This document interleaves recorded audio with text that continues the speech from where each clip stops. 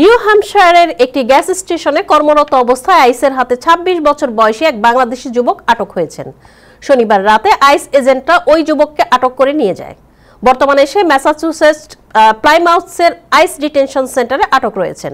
জানা গেছে, বাংলাদেশের মৌলভীবাজার জেলার কুলাউড়ায় তার বাড়ি। প্রায় ৭ মাস আগে কাতার থেকে ভিজিট ভিসায় নিউ ইয়র্কে আসেন ওই যুবক।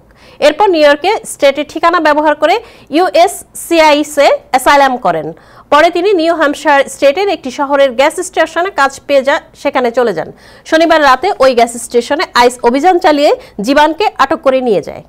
আইসের ওয়েবসাইটে এলিয়েন নাম্বার দিয়ে সার্চ করে জানা গেছে, ম্যাসাচুসেটস এর প্লাইমাউথ কাউন্টি কারেকশনাল ফ্যাসিলিটি আইস ডিটেনশন সেন্টারে আটক রয়েছেন।